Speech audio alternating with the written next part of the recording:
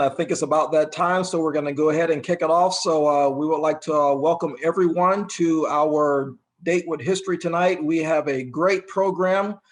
We have two gentlemen that we will introduce shortly who will talk to you about their experiences in helping bringing the National Museum of the United States Army to fruition, but importantly, give us an insight into that wonderful museum. But what I want to do now is start off with our normal housekeeping duties.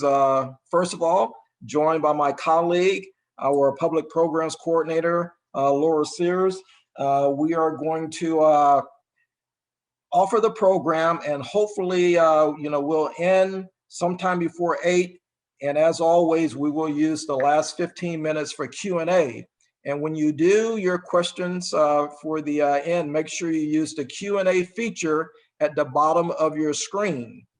Do not use the hand raising feature. Laura will do a great job of getting to as many questions as she can. And also in over a year in this unfortunate experience in the pandemic, we have not, we're knocking on wood, had any serious technical difficulties. And so we hope not to experience any of those tonight. But if we do, we have several mitigating factors to try to overcome some of those. And so before I do the introduction, we're going to do some other advertisement first, correct, Laura? Yeah, we're going to give our guests just a few more seconds just to check in. So while they're waiting in, we want to let you know about some more events that you can come and participate virtually with us here at the First Division Museum. Of course, as always, we want to let you know when the next Date with History is. That's going to be on Thursday, May 6th. The topic's going to be Nuremberg and the Modern Laws of War. We're going to be hearing from John Geringer, the co-director of the Consortium for the Research and Study of Holocaust and the Law at Chicago-Kent College of Law's Center for National Security and Human Rights Law. This is going to be a real interesting one. We're going to be talking about what types of laws came about as a result of the Nuremberg trials and how that is affecting our soldiers today. So that will be a really interesting conversation.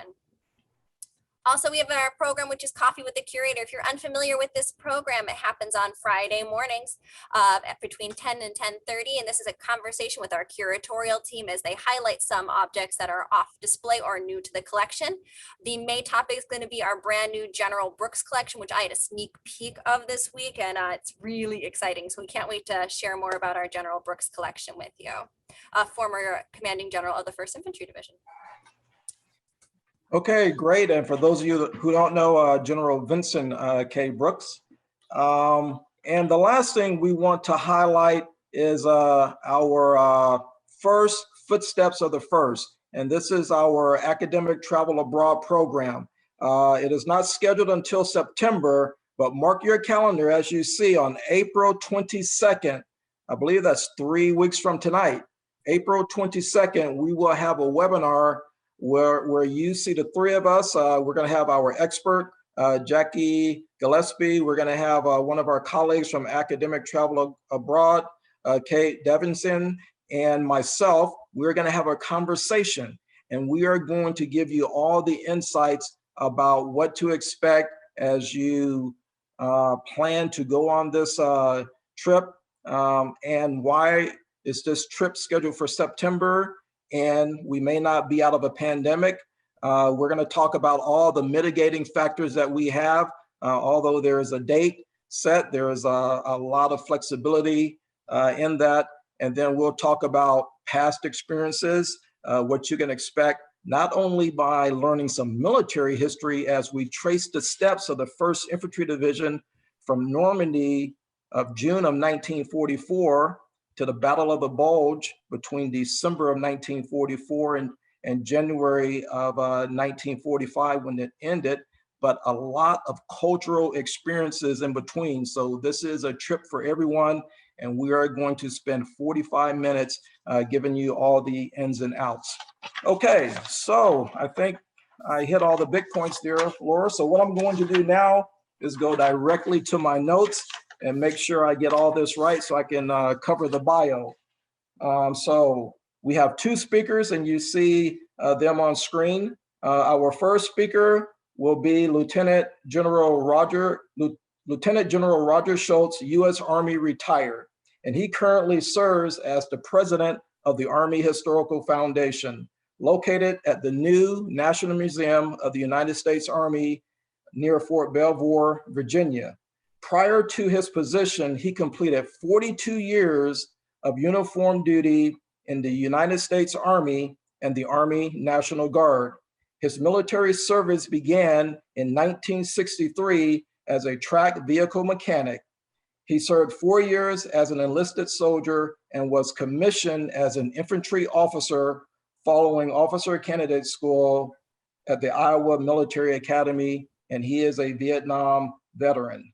Serving in various leadership and staff positions throughout the active duty Army and the Army National Guard, General Schultz assumed duties as the Director, Army National Guard Bureau, Washington, D.C. on June 1, 1998. As director, he was responsible, for the formulation, development, and implementation of all programs and policies affecting the Army National Guard. In that capacity, he was also responsible for managing an $11.7 billion budget. And there's a host of volunteer experiences in his retired life and being the president of the Army Historical Society. I would spend another 3 minutes talking about these volunteer roles, but I'm going to hit a few of them. He is currently a director with our military kids, director with Armed Forces Benefits Association, a trustee with the U.S. Army War College Foundation, and a member of the DoD 50th Vietnam Commemoration Committee.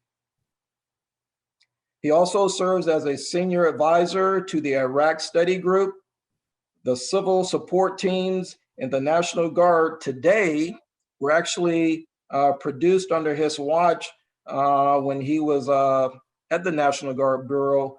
He led that effort in 1997 as a part of the OSD initiative. And he also is the recipient of the Roy Wilkins Renowned Service Award. So we'll hear from General Schultz first. And we are also very fortunate to be joined by Mr. Paul Morando. And Paul is currently Chief Curator at the National Museum of the United States Army. And in October of 2017, Mr. Morando became the Chief of Exhibits at the National Museum of the United States Army, where he manages the overall design, fabrication, and installation of all of the museum's exhibits, and is responsible for the acquisition, selection, and oversight of the museum's historical collection. Mr. Morando served in the Army Reserves as a photographer on a public affairs team deploying to Guantanamo Bay, Cuba, and supporting missions in Korea, Egypt, and Guatemala. Mr. Morando holds a master's degree in history from the City University of New York, and he currently resides in Woodbridge, Virginia, with his wife and 4 children. And what is not on here, because I did have a chance to watch it, he recently appeared on C-SPAN, so just Google his name and Google C-SPAN, and you can also get a little bit more of what you don't hear tonight. So what we want to do is we want to start off, gentlemen, let's just have a quick discussion before I turn it over to you. And I want to start with you, General Schultz. Why is this museum so important? Why is the National Museum of the United States Army so important, not only to the Army, but to the nation? Yeah, Dr. Salter, thanks for having us, and great question. To begin, we had an Army before we had a nation. Our Army serves today as our nation's senior service. So think of 245 years. Over that time, 30+ million have served in the ranks in our Army, and we have no place dedicated to tell their stories. And when I say this, we have museums around the country. Everyone knows that. But I'm talking about in the Maryland District of Columbia and the Virginia area. And when you think of this region, we're talking about tens of millions of visitors come to this town. And so what we need to do is dedicate a space this is a missing link in this story now. So I'm answering your question this way to say, we're about to fix what you're asking here in terms of our purpose. And that's to tell the soldier story, our Army story, and we do it in a region that has millions of visitors a year. It is just a piece that's simply been missing over time. Okay, well, great. And I know you're going to talk about more of that in detail when we get to your section and portion of the presentation. And Mr. Morando, you have an awesome vantage point being the chief curator of the museum. And for most people who don't know museums, you have several curators within a museum, but there's usually one person along with the director. I know Ms. Tammy Call is doing a great job as well, but as the chief curator, talk to us about that vantage point, what you see across the spectrum being the chief curator at the National Museum of the United States Army. Thank you, Dr. Salt. I mean, what a great privilege to, continue my career, telling the Army's story. So to be able to do that through exhibits, through artifacts, through personal soldier stories is amazing. And you get to meet so many different people who are in the Army, who served in the Army, whether they're veterans. So to hear their stories, more importantly, to capture their stories and exhibit them, where other people then can come in and learn about them. To me, that's why we do what we do. And in the museum world, the artifacts, wonderful, but if you can tie those personal stories to those artifacts, and then you can educate the public who never heard those stories before, that's why we do what we do. Okay, outstanding. And so people did not tune in to hear me question you guys. So I'm going to go ahead and turn it over to you, General Schultz, and I'll let you segue into Mr. Morando whenever you're ready. Thanks again, Dr. Paul. You put the slides up there and we'll begin the presentation. All right, everybody, if you just give Paul 1 second, he's gonna be pulling up the slides for you. Okay, even better. We're in good hands here, Laura. Okay, can you see those all right? You're good to go. Okay, so Paul talked about a story. Every soldier's got one. And as you think about our museum, this is the Army's National Museum. We say this is a place that we tell soldier stories. And we do it through the preservation, obviously, and the recognition of Army history as we go about this journey. And so we're just going to take a couple slides here and talk you through where we've been in terms of the project. But as we open, I want to clarify, I'm part, as Dr. Salter's already mentioned, I'm part of the Army Historical Foundation, reassembling the money. We're collecting essentially all of the pieces to finish the building. And there are projects in the museum site yet that are remaining to be finished. But the point is, we're raising the money. We put the building together for the museum, and then we turn that over to the Army. So inside the building, that's where Paul Morando and his team of experts, curators specifically, and you'll see this in just a few minutes in great detail, but that's what's going on now is the Army has taken over the interior of that building and tell the stories in a most significant way of the soldiers throughout our Army history. Now, the next slide is just a recap of where we've been. And so you look at this slide and say, wait a minute, it looks like a golf course. It's like a perfectly conditioned golf course. And actually there's 5 holes here. And I'm taking you back to 2017 now that we had to relocate. So the Fort Belvoir garrison commander still has 36 holes of golfing. But we put a museum on the site that you see here. So I'm going to take you now from the 2017 view. We received Army permission to begin construction in March of 2017. So the next slide gives you a sense for the progress that we've made over time. And here it is.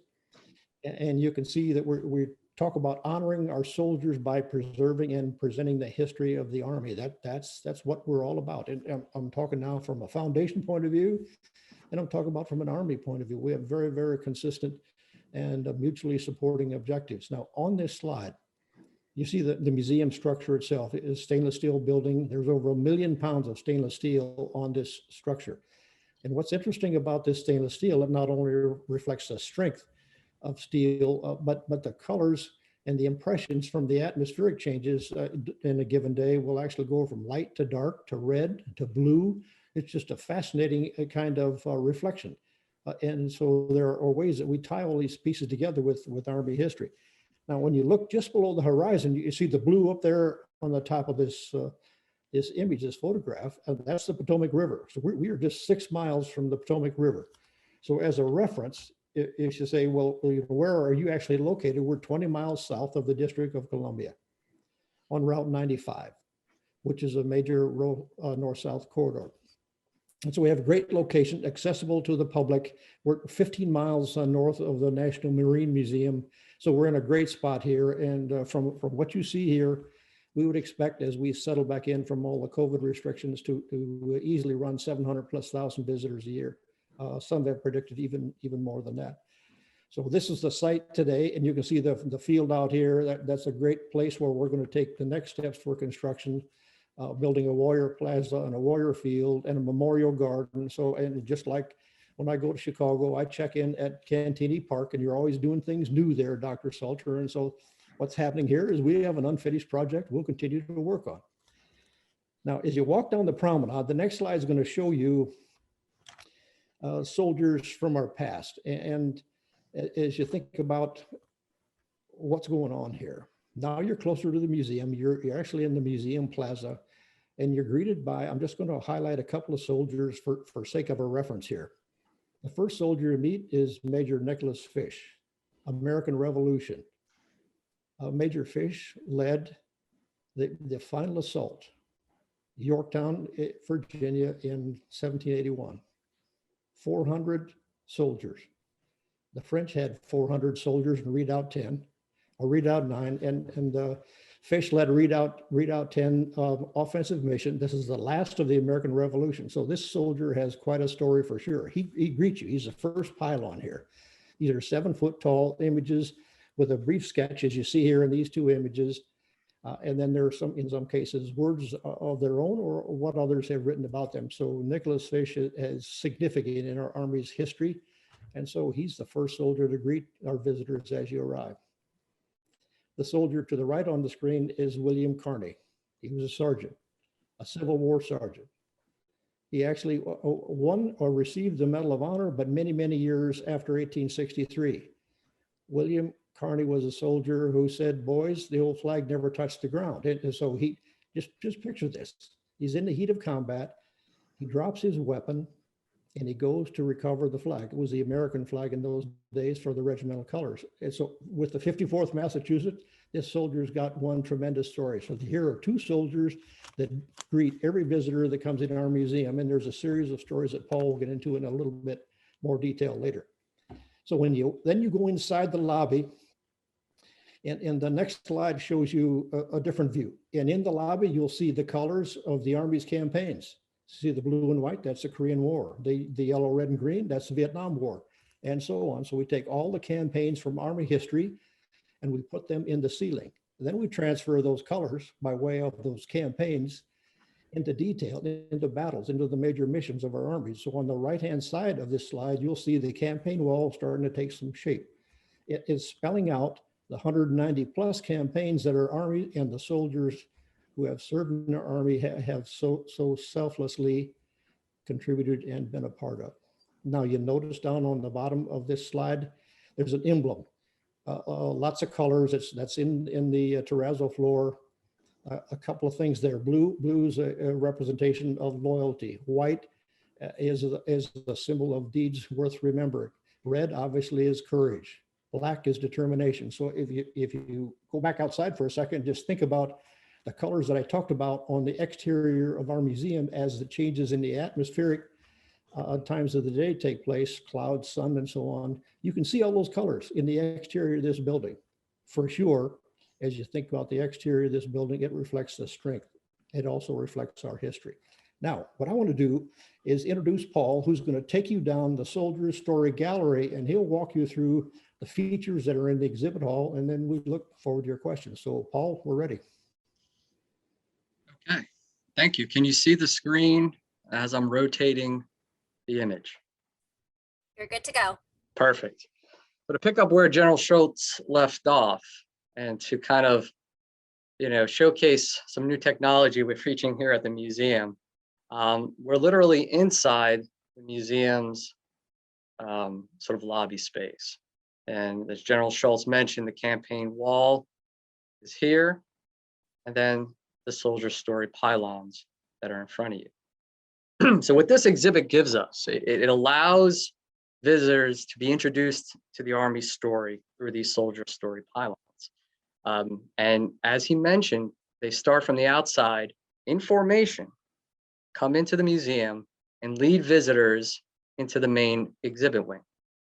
So if we kind of walk through, you can see the different stories that are highlighted. Here's Enid Pooley, one of the hello girls from World War I. Other stories resonate. They're Native American stories.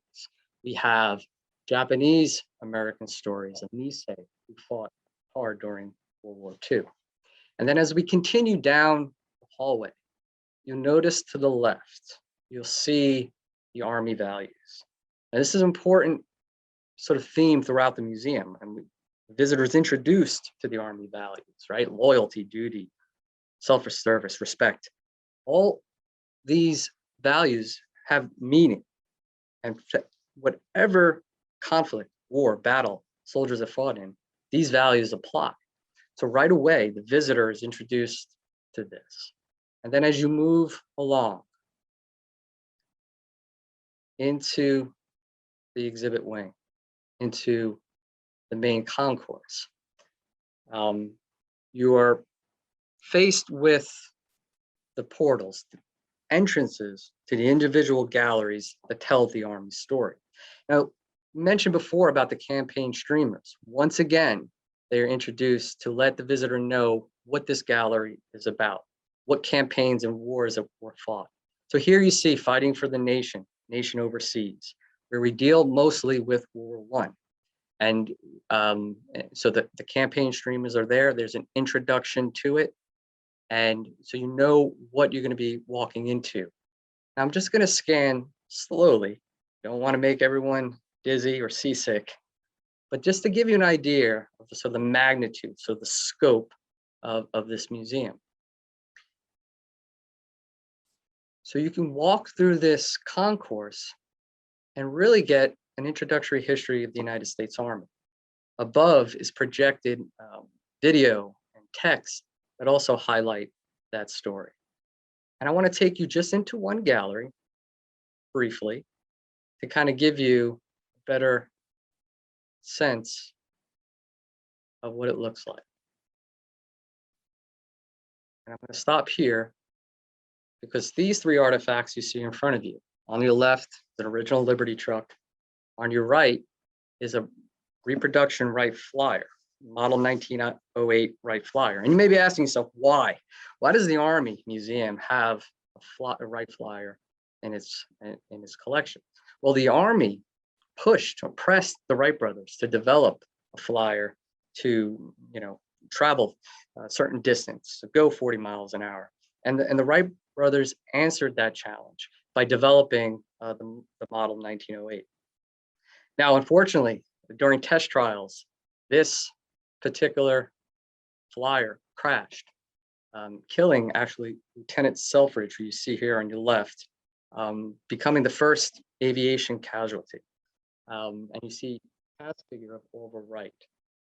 So it was early on, the Army realized how important the role of aviation would be, and worked with the Wright brothers, I should say, in developing this flyer. So in 1909, the Army actually purchased the Wright flyer from the Wright brothers for $30,000. And you scan above real quickly, you see another sort of Army first, the R-4B Sikorsky helicopter. And early on, at the end, I should say, of World War II, this helicopter was invented. And the Army soon realized how important the role of helicopters were going to be in terms of evacuating the wounded off the battlefield, moving troops and moving supplies, and partnered with Dr. Igor Sikorsky to develop this type of helicopter. So this gallery alone, known as the Army and Society Gallery, looks at the relationship with the American public and the United States Army in terms of technology, in terms of how the civilians support the Army, and also in terms of how the Army supports civilian society as well. So I'm going to stop with this virtual tour and then go to the more traditional PowerPoint. So just bear with me 1 second.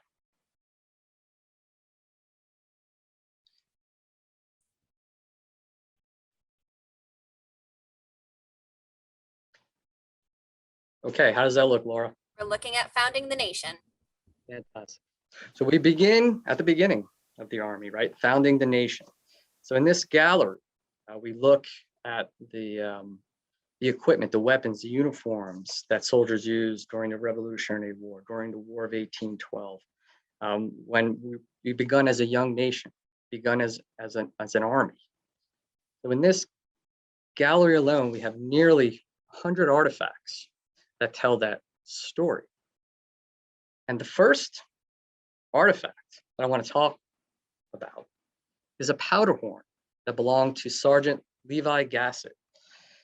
To me, this is just a beautiful, amazing artifact. The writing, right? The illustrations that you see on this horn is just absolutely amazing. The words that are carved into it, they read, Levi Gassett, his horn, November 30th, 1775, made in Dorchester during Gage's War.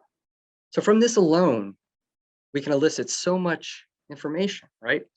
We do know that Sergeant Gassett enrolled in the Northborough Minutemen in 1775, and he served in the Siege of Boston at Dorchester Heights. Now, the word Gage, or Gage's War, refers to General Thomas Gage, the commander-in-chief of the British Army at the time. So here we have a fine example of an artifact that tells a story connected to a soldier who served during the Revolutionary War. It's almost, to some degree, a journal, right? You can see sort of the information. You can see the drawings of soldiers. You can see the drawing of animals and trees. And it's just a beautiful way to tell a very powerful story. The next artifact I want to talk about comes from the War of 1812 time period.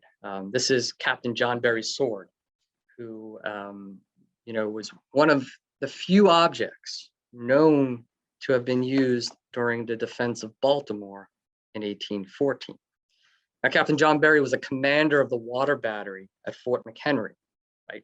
So he led an artillery attack against the British fleet that helped secure victory for the Americans. Now, this artifact not only tells an Army story, but a national story, right? Because this sword was with Captain Berry, under the American flag, the Star-Spangled Banner, where Francis Scott Key wrote our national anthem. So the sword in itself is amazing.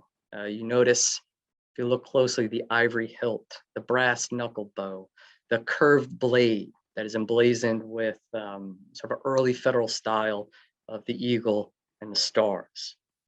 And then the scabbard itself is engraved, and on it says John Berry, Captain, commanding Washington Artillery, Fort McHenry, 1812 to 1814. So he knew right away that this was an important item that he had, a historic item, and was engraved after that battle. So in summary, we see the scabbard and we see the sword here together. Here's an artifact tied directly to an officer at a crucial moment in the history of the United States, and in a very, very important object to have in this collection. So the next gallery I want to talk about is Preserving the Nation. We cover the period from 1846 to 1891, but the main focus is the Civil War. And in this gallery alone, we have nearly 180 artifacts that tell sort of the story of American soldiers and how they used military tactics, equipment, weapons to defeat the Confederate forces during the Civil War. And one of the more powerful stories belongs to Sergeant William Carney. Now, General Schultz mentioned him briefly as one of the pylons. But what you see in front of you is a flag fragment that belonged to the famous 54th Massachusetts infantry flag. And this flag is on display in this gallery. So the federal color of the African-American, all African-American 54th Massachusetts infantry was carried in the 18 July 1863 attack on Battery Wagner, which is on Morris Island in South Carolina. So this, you know, Sergeant Carney, during that battle, retrieved the flag from a fallen color bearer, and he was wounded, but he continued the charge, and he used the flag that you see in front of you as a rallying point to allow his fellow soldiers to escape. Because you have to remember, the battle at Fort Wagner, Battery Wagner, was a complete disaster for the Union Army. It was chaos from the get-go. But Sergeant Carney had the wherewithal to retrieve the flag and figure out a way to get his fellow soldiers off the battlefield. Now, for me, what I think is so significant about his action, other than the fact that he displayed leadership and personal courage, once again, connecting the Army values that I talked about before, was that he proved that African-American soldiers could fight just as hard, be just as brave as any white soldier. So when the first African-American regiments were stood up, there was a debate whether or not they should fight on the battlefield. Initially, a lot of these regiments were used in kind of skirmishes or minor raids, or even just to pull guard duty, but not really engaged in major battles until Fort Wagner. So Sergeant Carney's action and the bravery of the 54th resonated not just in the Army, but around the world, that African Americans were willing to fight and to die for their freedom. Now, for his actions that day, he was awarded the Medal of Honor, but it took 37 years after that action for him to actually receive the medal. And you see Sergeant Carney later on after the war in this image. So the next gallery I want to talk about is Nation Overseas, which mainly focuses on World War I. So there's close to 210 artifacts, once again, looking at different type of weapons, not only American soldiers used, but German soldiers as well, and the different uniforms and equipment that was used during that war. So what you see now is a sort of standard M1917 Brody-style helmet from World War I, used by American soldiers throughout the war. Now, of course, I wouldn't just show you sort of a random helmet, right? Otherwise, you may have not tuned into this program. But this helmet belonged to Sergeant Alvin York. It was the helmet he was wearing during his Medal of Honor action on October 8th, 1918. He was part of the 82nd Division, who was fighting in the Meuse-Argonne, where he famously captured 132 German soldiers, excuse me. So he became famous after a reporter published an article about him that reached a national audience. And as you know, or you might know, that York was a pacifist before the war, based on his religious beliefs. And he eventually changed his mind in declaring that wars could be moral. So this steel helmet, issued to thousands of American soldiers, takes on new meaning when that soldier was Alvin C. York. So the next artifact I want to look at is a German machine gun, sort of a standard German machine gun from World War I. Now, what's significant about this gun, it was actually captured by an American soldier, Second Lieutenant William Kaufmel of Company C of the 15th Machine Gun Battalion, 5th Division. Now, if you look closely, you can see that is kind of written or etched into the barrel of the weapon that says captured by the 15th Machine Gun Battalion.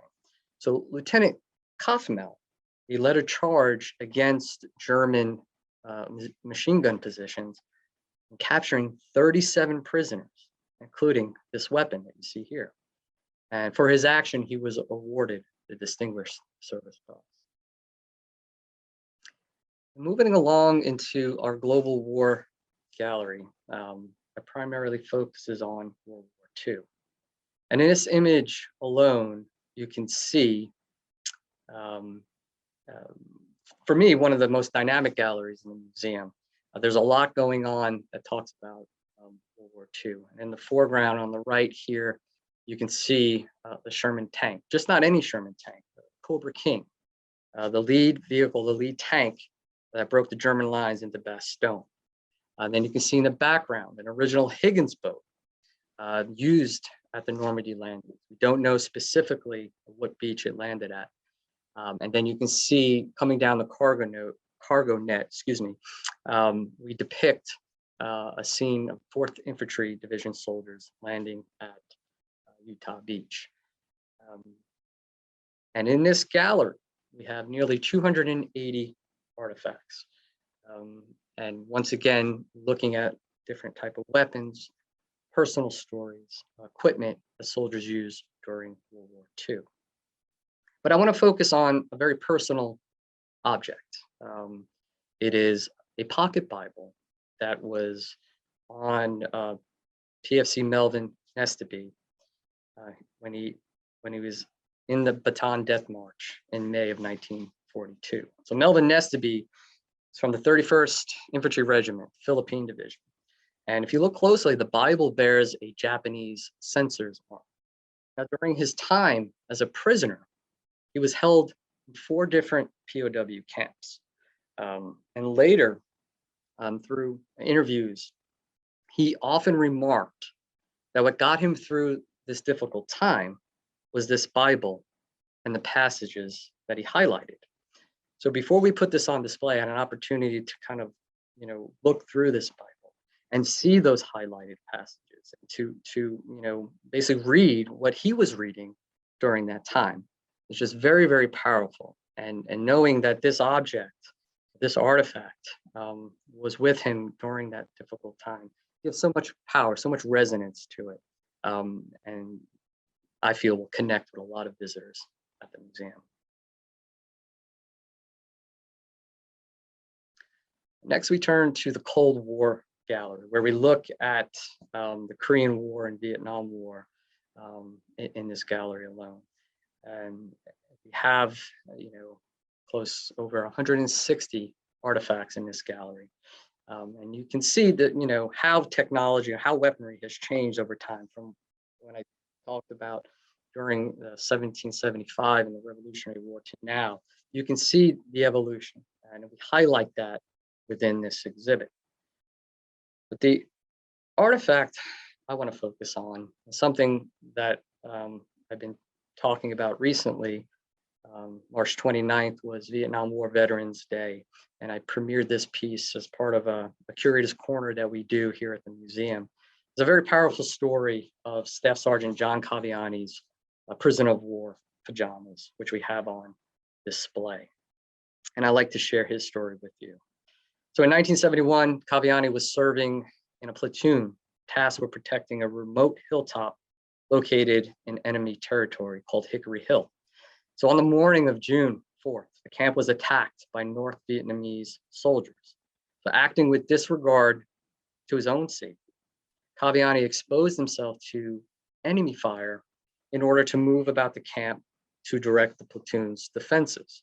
So when the platoon was to be evacuated, he volunteered to remain on the ground to direct the helicopters. So the next day, he ordered the remaining platoon members to escape while he provided cover fire. So he recovered, he exposed himself to heavy enemy fire, and he received multiple shrapnel and bullet wounds. So when the North Vietnamese took the hill, Caviani played dead and hid in the jungle for almost 2 weeks until he was taken prisoner, captured. And then Caviani spent the next 2 years in multiple prison camps, including Plantation Gardens, the Zoo, and Hanoi Hilton.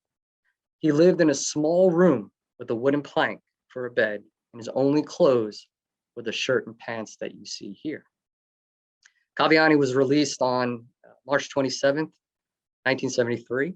He was awarded the Medal of Honor, the Bronze Star, and the Purple Heart for his actions on Hickory Hill. he continued to serve in the Army. This is what I find most remarkable.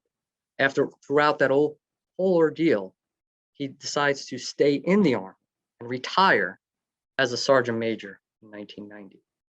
He died in 2014 and is buried in Arlington National Cemetery. And now we move to the last Fighting for the Nation gallery, the most modern gallery. And here we have nearly 280 artifacts. And once again, you see the sophistication of weaponry, the evolution of equipment that the Army has developed over time. But I want to focus on this engine, right? Super 6.1 engine. Maybe familiar with Black Hawk Down, the film or the book, what talks about the Battle of Mogadishu. So this is part of the remains of Super 6.1, which is the call sign for the first UH-60 Black Hawk helicopter shot down at the Battle of Mogadishu in Somalia. It is a General Electric T700 engine #1. It was located on the co-pilot side. So in August of 2013, the remnants of the wreckage were removed from the crash site and returned to the United States. Now, pilots Cliff Wolcott and Donovan Briley were killed on impact. And Staff Sergeant Daniel Bush, who was a Delta Force soldier, was mortally wounded while defending the remaining crew members. And so for me, this object that's on display, the twisted metal, the rust, is kind of a powerful reminder of what all those soldiers went through during that battle.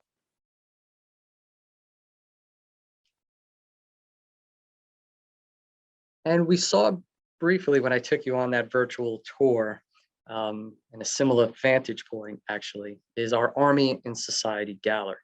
Now this is a separate standalone gallery, separate from the Fighting for the Nation galleries, where it's not necessarily told in a chronological order. It's really looking at different aspects of the relationship between the United States Army and the American public. And it's actually our largest gallery museum. We have over 220 artifacts in this gallery alone. And if you look at the images that you see here, you can see sort of pop cultural reference, right? G.I. Joe. You can see the role of food, the Hershey's chocolate. And so in this gallery, we explore that how the Army is depicted in pop culture, how the Army is depicted in American society. But the artifact I like to talk about is the Liberty truck. And what you're looking at is an original Class B Liberty truck designed and produced during World War I. This particular one was made in 1918. It's an early model made by Graham Bernstein. Now, what's significant about the Liberty truck is that it became the Army's, or one of the Army's, sort of first standardized vehicle. By 1918, the Army had so many makes and models of body types for motor vehicles, and they wanted to standardize the fleet. So to do that, the Army organized a committee of about 50 engineers who, with Army officers, to design a new 3-ton cargo truck. And the result is what you see here right now is a standard B Liberty truck. Now, we interpret it here at the museum as part of the Army's Transcontinental Motor Convoy. There's a column, back in 1919, a column of about 81 motor vehicles that crossed the United States. They went from Washington, D.C. to San Francisco in the summer of 1919. It was also a way for the Army to show the American public its supply of vehicles. And there are other spaces within the museum that have exhibits that are not in the main exhibit. And the images that you see on the top left, this is our Medal of Honor garden. And so we have Medal of Honor plaques that talk about the medal itself, they talk about individual soldier stories, and is a sort of quiet space for visitors to reflect about what the Medal of Honor means. And then on the top right is, the Nisei Soldier Experience Gallery.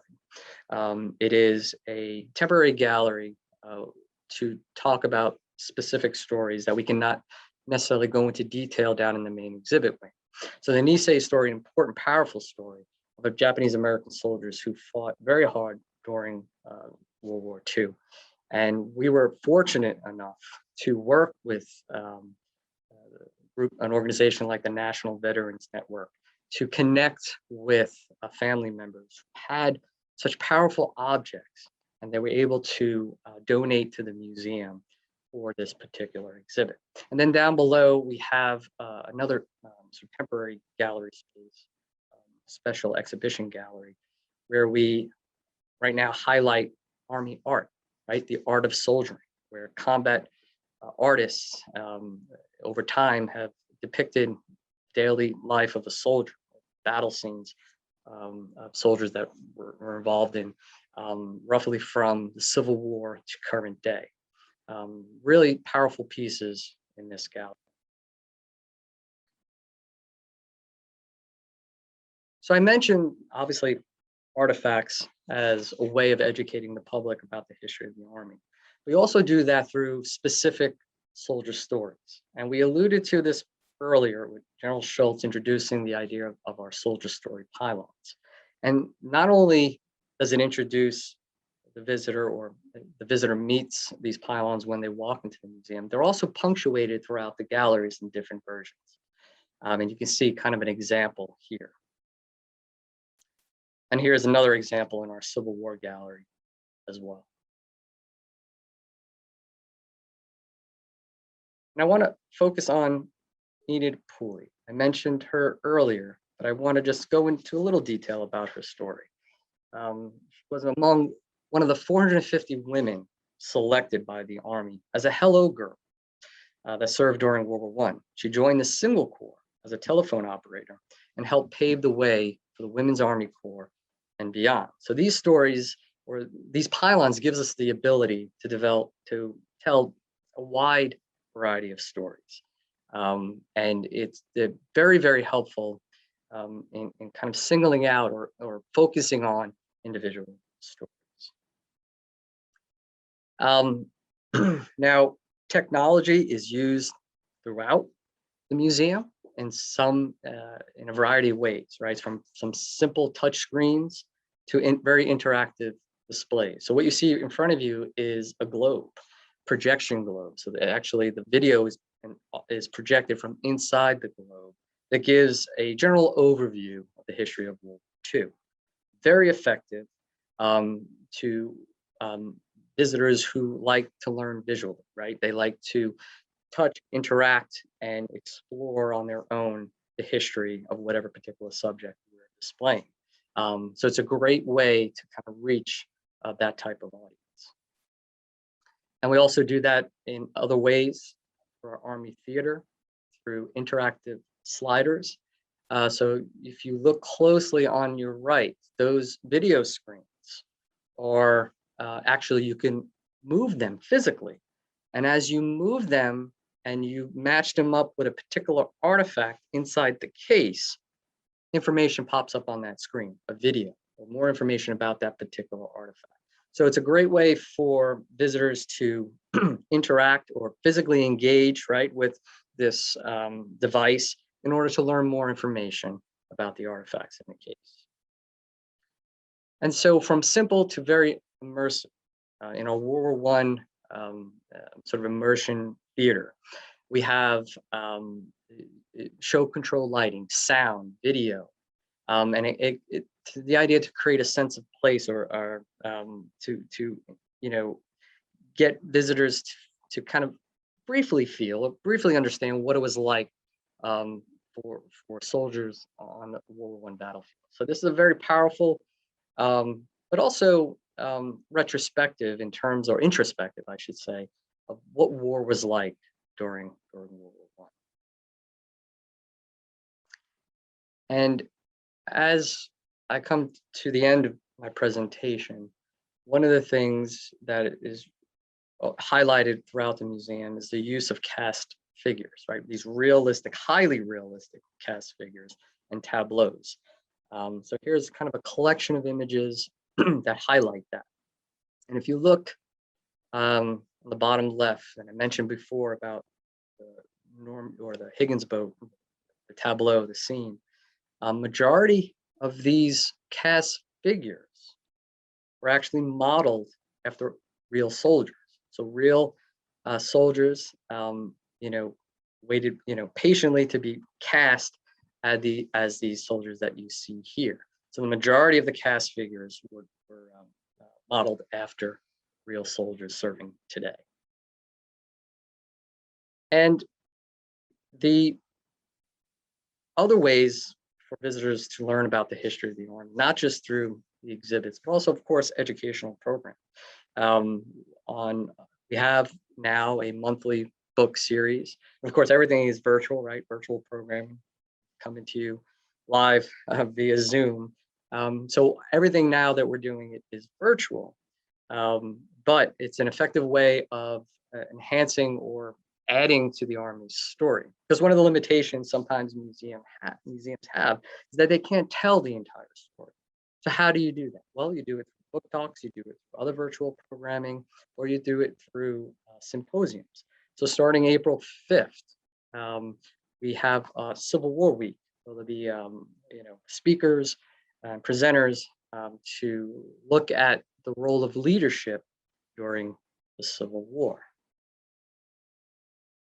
So that brings an end to my presentation, and I believe we have some time for questions. I want to thank you.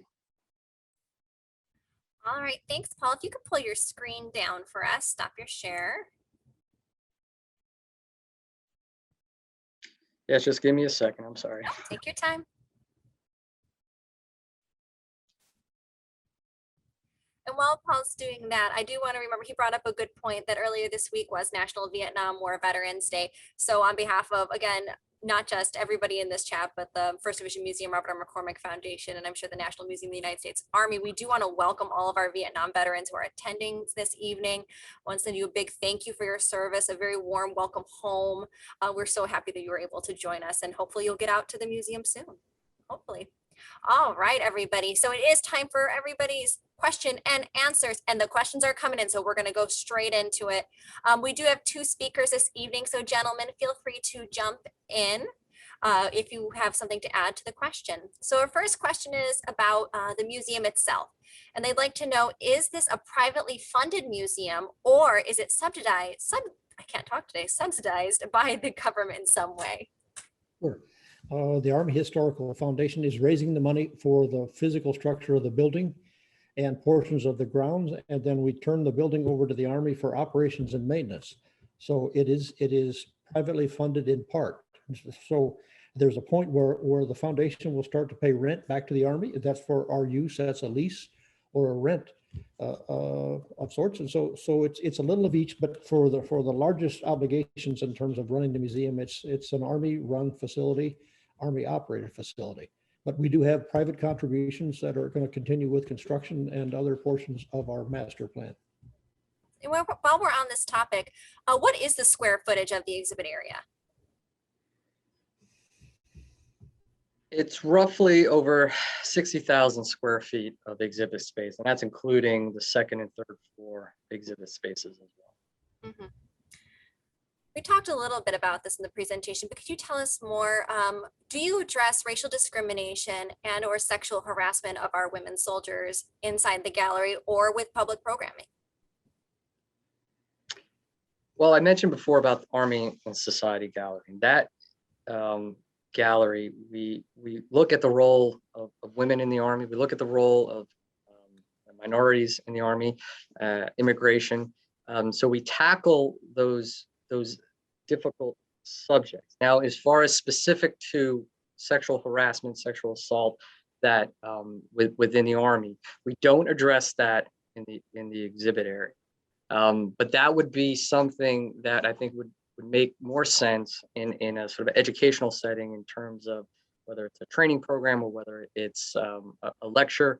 It's easier to tackle those subjects in that environment versus an exhibit. So I have a question about the exhibits, and specifically an artifact that you highlighted, which was that Bible. You had mentioned that some of the passages were highlighted. Do you know off the top of your head any of the specific passages that were highlighted? Now, I'll probably get it wrong, but I do recall, and I don't know the specific verse, and Okay. but he often highlighted things in reference to water, as a way of, obviously in terms of as a Christian, you would look at it from a resurrection perspective or a baptism. There was a lot of those references that were highlighted. That quickly comes to mind. Excellent. All right. So prior to World War II, this guest's father was in the U.S. Army Cavalry. And most people he talks to, they didn't realize that the Army had a cavalry prior to World War II. Is there any space within the exhibits that these soldiers are remembered?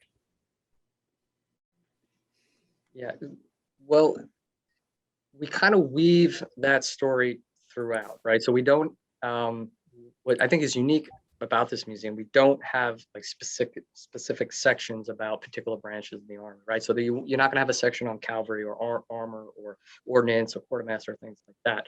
But we do highlight individual soldiers who served in the cavalry. We certainly mention those individual stories, and also cavalry, the role of cavalry as a whole. But there's not a specific section that just discusses that. Excellent. One of our guests is wondering, when is the museum going to be open for visitors?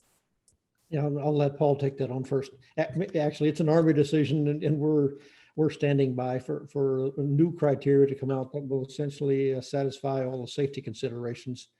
And Paul and I work this every day with the director of the museum, and she's working this hard with the Army. Short answer, we're not certain when we're going to open. All right, well, stay tuned. And I'm sure that once that information is known, where can guests go to find that information? A couple of places, thenmusa.org or armyhistory.org. Again, thenmusa.org or armyhistory.org. Those are two websites, and we'll keep everybody informed, posted on what the schedules start to look like. That's the best way to keep up with this. And also then as we open, and we're going to open here, no doubt about it, it's a ticketing system that will control obviously the total density of visitors at a given time. So the web page is the way to do this. Paul, you want to fill anything else on that? I think you got it covered, sir. All right. One of our guests has a question about, and I apologize if I get it wrong, I'm going to read out the acronym for you. This is not something that I'm familiar with. They have a question about the FADAC computer in Vietnam. And they were wondering, was it the first field deployed computer used by the Army? I'd like to learn more about that. That's a good question. I do not know that answer. Sir? Make sure we have the acronym down. Say that again, Laurel. FADAC. I can certainly look that up and get that answer to that person. Yeah, absolutely. And no, that is absolutely an option as well. I have their contact information, so we'll be able to get that information to you. I'll make sure Paul gets your email address. Oh, this is field artillery here. Yep, he was a repairman in the Army. Now, Paul, back to the cavalry question. We have a Buffalo soldier image. Those were 9th and 10th Cav soldiers, and that's clearly before World War II. That's correct. Yeah, we do highlight the role of Buffalo soldiers, actually interpreted through a cast figure in our sort of westward expansion gallery in the concourse. That's correct. Again, I have another guest who is interested in covering controversial topics within the museum. And over the Army's long history, it has had to face its shares, from the treason of Benedict Arnold to the desertion of Eddie Slovic and war crimes of William Calley. Are there any such topics covered in its collection? What is the museum's philosophy on interpreting difficult issues in history? Yeah, we kind of had sort of an ongoing debate recently on that. And we actually, we do, of course, mention sort of these, more controversial subjects, or I guess sensitive subjects, right? We mentioned Lieutenant William Calley, and My Lai. We don't necessarily shy away from those topics.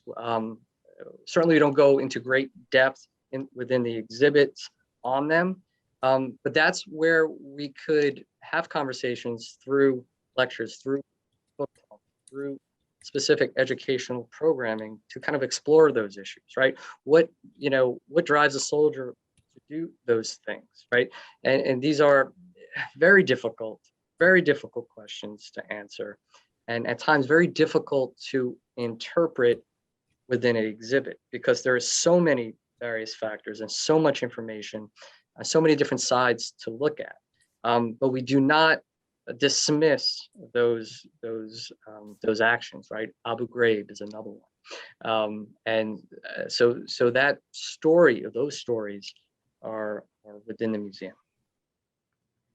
All right, and then I have one final question for you gentlemen this evening. We might get a few more in, but just this is the last one I have for now. They were wondering about the Medal of Honor section, and will we be discussing all Medal of Honor recipients in the Medal of Honor section? Do we highlight them individually? This guest is interested in a Medal of Honor recipient by the name of Joe Ronnie Hooper, an Army Medal of Honor recipient in Vietnam in 1968. Yes, so what I failed to mention in the Medal of Honor garden, we have a Medal of Honor wall, which is inscribed and granted all the Medal of Honor, Army Medal of Honor recipients. And we also have a Medal of Honor database inside gallery that highlights every Army or every soldier who was awarded the Medal of Honor and their information. Excellent. Some of our researchers are getting into the question and answer section, and they want to know, do you have a research facility?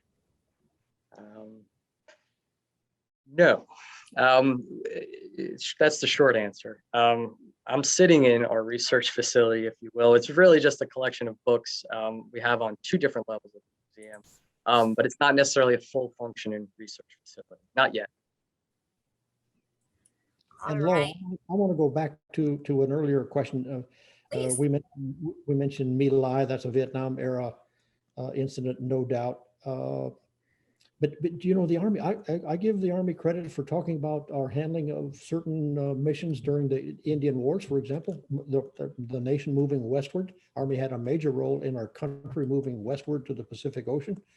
And we introduced those thoughts. And the other one is Abu Ghraib, the prison issue, where we weren't treating prisoners appropriately. And I give the Army credit for introducing that topic. Now, Paul's point about we really want to get into the depth of these stories in perhaps different formats and displays. But telling that is a piece of our Army history, not the best days of our Army for sure, but for what the Army's done there, and that's a willingness to tell a story like that or even introduce it is something I feel good about. And if I could add to General Schultz's comments, I mentioned early in my presentation about Army values, right? Obviously, these individual soldiers who did these acts, and we're talking, did not live up to the Army values. And that's something we stress as well. And through training, and the Army's always training. They're always looking at ways to improve doctrine and improve, in some degree, soldiers' behavior. But they don't always make the mark, but they are always trying to figure out ways to get better. Excellent. Well, gentlemen, I want to thank you so much. We're going to wrap up our question and answer section this evening. I want to thank you so much for joining us, but I am going to throw it back over to my director, Kowalski Salter. Okay, I just want to sign back on and say thank you for this great presentation and for fielding those questions. The last one I have is I probably have a little insight. Now, Paul, I know that you all have a large facility that has artifacts that are not on display. Can you talk to the artifacts that aren't on display versus those that are on display and the volume? Yes, so within the Army Museum's collection, we have artifacts in the collection that belong what is known as the Museum Support Center. So as the National Army Museum, we have the ability to pull artifacts from this collection facility. And so we're talking about close to 500,000 objects that are in this collection alone. And every Army museum, right, where there are, you know, for the most part, an Army museum on every, you know, post, they too have the ability to pull artifacts as well, and sort of transfer artifacts within those museums. So what's really important is that we have access to these wonderful artifacts. And so we are able to, at some point, rotate exhibits, rotate artifacts to continue to tell the Army's story. Okay, great. And I would just like to give another plug to some of the websites that General Schultz mentioned. And, you know, the Army Historical Foundation is key to the National Museum because the National Museum, just like any other museum, needs funds to continue to grow, to continue to rotate stories, to continue to rotate artifacts. And just like those very tough questions that they answered about some of the tough subjects, you know, it's hard to put a lot of that in exhibitions. So when you have public programs, that costs money. So I'm going to put in a plug for you guys in that respect, where I know you were very gracious not to say that. But again, thank you again. And we appreciate you coming on this evening. Thank you, Dr. Salter. Laura, you're great to work with. Thanks. Oh, thank you so much. No, I appreciate everybody so much. I want to especially thank all of our guests who are in, again, our wonderful Vietnam veterans. Thank you for your service. Welcome home. I believe I heard through the mill that one of our 1st Infantry Division World War II veterans has signed on and joined us tonight. So thank you for your service, sir. Again, we hope to see you next month in May on May 6th, 7 p.m. Central Time, right here in the Zoom. And we're going to be learning a little bit more about the Nuremberg trials. So we hope we'll see you then. Have a wonderful April 22nd for the Footsteps of the First. Yes, come and join that as well. Again, if you want to share this presentation with any of your friends or family, we encourage that. The presentation will be on the 1st Division Museum's YouTube channel within a week after today. So give us about a week to get it up and edited and ready to go. But it will be up there. And if you need help finding it, feel free to send it my way. Oh, and I do have one more group of veterans to welcome tonight, which is our wonderful Desert Storm veterans. There's so many of them, Desert Storm veterans on this 30th anniversary year. We want to welcome them as well. And we will be continuing our Desert Storm series throughout the year. So feel free to tune in for those as well. Okay, thank you. Good night, Laura. Good night, gentlemen. Night. Take care. Thank you.